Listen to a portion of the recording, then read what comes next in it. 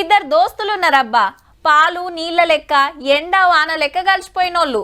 ఒకరి కాపతంటే ఇంకొకరు ఎమ్మటే ఊరుకొస్తారు. గంత మంచిగా కలిసి ఉండేటోళ్ళ నడుమ ఏమైందో ఏమో మరి. చూసుకుందామన్నట్టే సవాళ్ళు చేసే కాడికి పోయింది. ఇంతకు ఆ ఇద్దరు ఎవలంటే జిగిరి దోస్తులు దుష్మన్లైనట్టేనబ్బా. ఆ బిల్లు వాపస్ తీసుకుంటావా, కొత్త పార్టీ పెట్టాలనా అని మస్క్ గారు.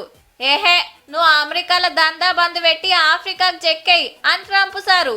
ఇద్దరి నడుమ తగ్గఫర్ నడుస్తుంది. ఎందుకంటే అమెరికాలో బిగ్ బ్యూటిఫుల్ అని కొత్త బిల్లు తెస్తాండు అధ్యక్షుడు. అది పార్లమెంట్ లో పాస్ అయ్యేనా అంటే బాంబులు, తుపాకులు, యుద్ధ విమానాల కోసం 1,00,000 కోట్లు ఖర్చు పెట్టొచ్చు.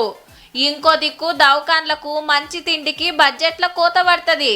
చల్, పబ్లిక్ కాంచెలి పన్నులు వసూలు చేసి గిదేం తరీకా అని చాలా మంది వద్దంటున్నా ట్రంప్ సార్ అయితే అస్సలు ఇంటలేడబ్బా. టెస్లా కంపెనీల owner X boss Elon Musk సుతా మెచ్చుతలేడు. బిల్లు పాస్ చేసిన మర్నాడే కొత్త పార్టీ పెడతా అని బాజాప్తా అవాజే ఇచ్చి పడేసిండు.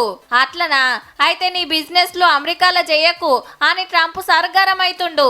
మొన్నటి దాకా ఇద్దరు జాన్ జబ్బాలు. మళ్ళా ఎలక్షన్ల సార్ను గెలిపిస్తానికి 100 కోట్లు ఖర్చు పెట్టిండు. సర్కార్ల సుతా మంచిగానే పెత్తనం చేస్తుండే. ఆయన బిజినెస్ లకు ఫుల్ సపోర్ట్ దొరికిందటకెంచి ఇంత ముద్దుగున్నోళ్ళ నడుమ కొత్త బిల్లు పుల్లబెట్టి పురిగల్వకుంటా చేస్తాంది. ఎట్లా చూసినా అధ్యక్షుల వారైతే అస్సలు తగ్గుతలేడు. ఇక అప్పుడు మస్క్ సారు నియంగానే పార్టీ పెట్టేనా అంటే ట్రంప్ సార్ సీటుకు సూటి పెట్టినట్టే.